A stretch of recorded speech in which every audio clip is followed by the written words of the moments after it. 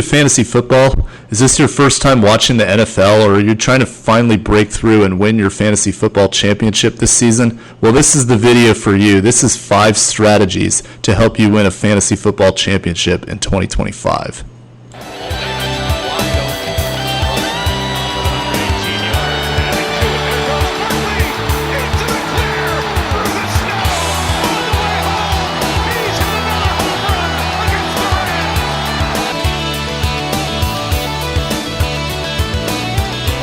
What's up, everybody? Welcome back to my channel. In today's video, we will be discussing 5 strategies to help you win a fantasy football championship this season.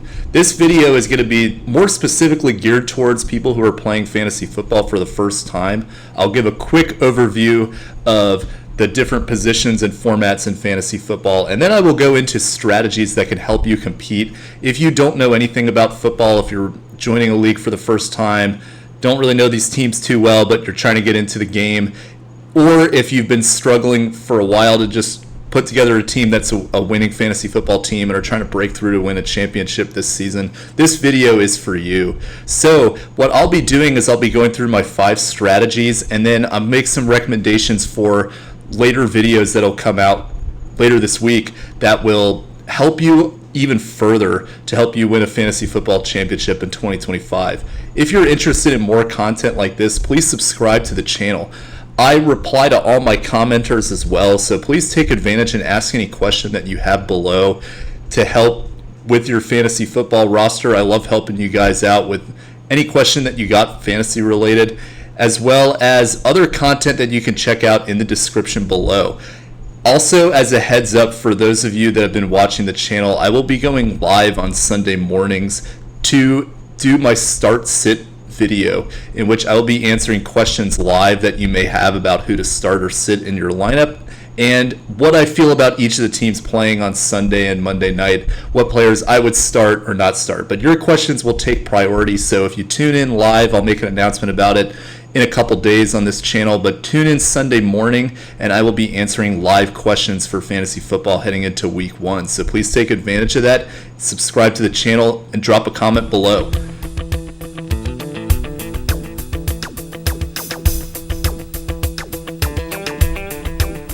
Alright, so in this video we will go through 5 strategies, and before I do that, I just want to give you a quick overview of fantasy football in general. I will cover this in about 30 seconds. So you have a quarterback, you have 2 running backs, you have 2 wide receivers, you have a flex, you have a defense, and a kicker. Those are all the starting position. You also have multiple players filling your bench. There are different types of scoring formats that you want to do. There is a standard format in which you have no points per reception, and then there's PPR, which stands for points per reception, in which you get a full point every time a player catches the ball. Every 10 yards is worth 1 point, every touchdown is worth 6 points, every field goal is worth 3 points, and then there are multiple other point differentials that you can find as well within your individual league scoring format. But that is the basic breakdown of how fantasy football works. I know that was over 30 seconds, but this gives you an overview heading into this video. So what do you want to do if this is your first time playing fantasy football and you're trying to figure out a way to break through, surprise your league mates, and win a championship? Believe it or not, a lot of times in leagues, the person that doesn't really know a whole lot about the NFL is actually the one that wins in fantasy football, and it really takes some savvy movement as well as a little bit of luck as well. But I will give you 5 things that I've found that are generally the things that make people successful in fantasy football, and my recommendations to help you win a championship. Number 1, you want to monitor the waiver wires daily.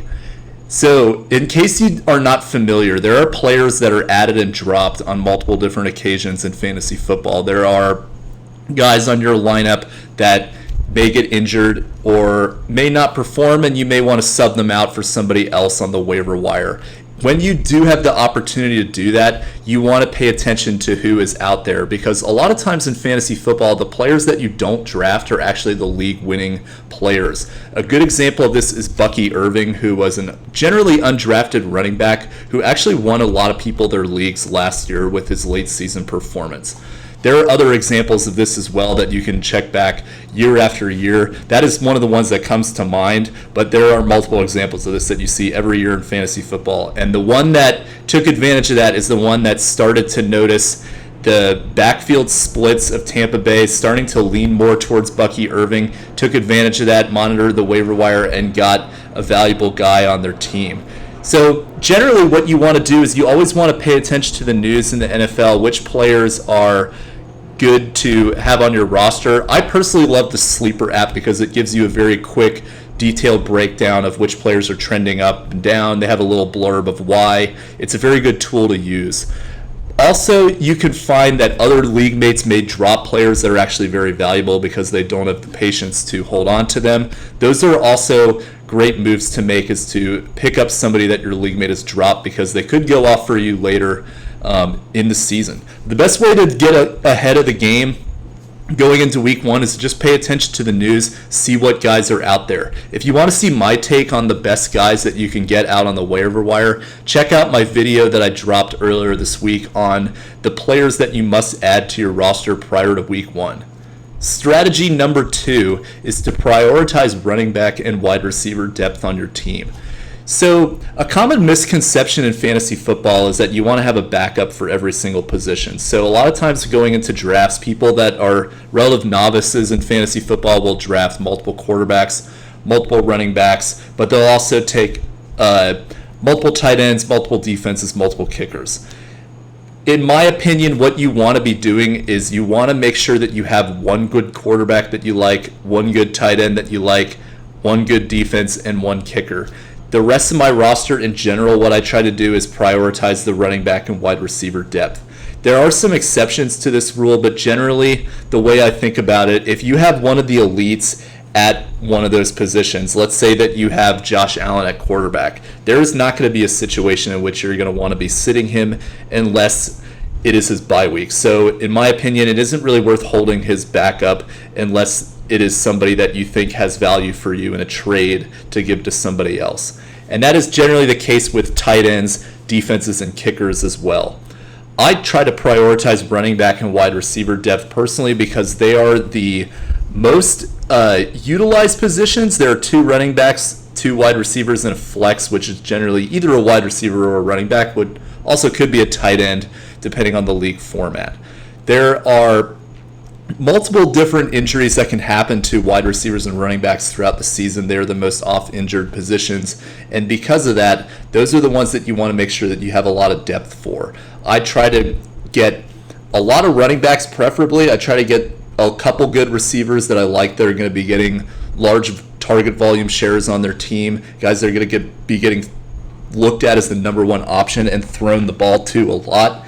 Those are the guys that I try to fill my roster with to make sure that I'm set up for success in order to have the best drafted fantasy roster and one that can help me get through the season. So even if let's say you drafted multiple kickers or multiple defenses and you're kind of, you don't feel great about your running back and wide receiver depth, there's still a lot of great options out there for you. You can check out my video on that in the description below that I talked about earlier. You could also check out my rankings for preseason. If you see anybody that is out there on waivers that I had ranked highly, I would recommend you picking them up.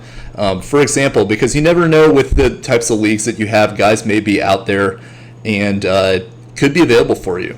And that kind of leads into my next strategy, number 3, which is take advantage of buy low and sell high opportunities in trades. So throughout the season, there's going to be multiple news reports comes out on different players that may cause their stock to go up or stock to go down. It's very similar to what you imagine the stock market is like in terms of just the Dow Jones and NASDAQ and whatever else is used in the stock market, because that is very similar to what you do in fantasy football. You want to try to trade for players when they have a very low stock, and you want to try to sell people very high if you think you can get a better value than what they will actually provide for you. I will personally be doing this on a week-by-week basis, which players I think have stock up and stock down for the week that I would recommend trading for or trading away.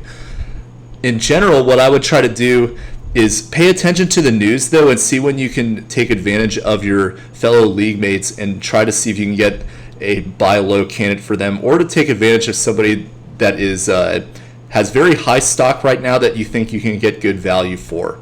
Good examples of this right now are the rookie running backs. A lot of them are listed as the running back 3. Some owners may be scared off by that and may be willing to part with them. You may be able to get yourself a rookie running back who should be able to take over the backfield. I'm talking guys like Travion Henderson, like Omarion Hampton, like Caleb Johnson, like Ja'Cory Krosky-Merritt. Those are all guys that come to mind. Another one is RJ Harvey.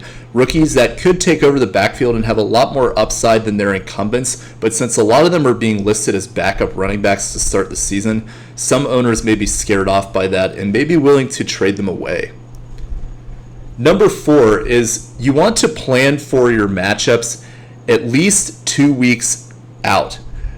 What I mean by that is that although you do want to focus 1 week at a time and make sure that you're setting yourself up for winning in week 1, you also have to pay attention to what's happening in week 2 and 3 at this point in the season to make sure that you have good matchups set up for you. So this kind of goes back into my trade discussion from earlier, but this is why in general I advocate to be patient on guys that are ranked highly in your mock, guys that have been drafted high for a reason, because if they don't perform well in week 1, it may be because of a matchup, it may be because of a fluke, and if they have a awesome matchup where they're playing a terrible defense in week 2 or 3, it's a good opportunity to try to trade for them and get them on your roster to potentially go off. Same thing goes for your roster as well. You could pick up different streamers and guys that have great matchups for you going into week 2 and 3 and leave them on your bench.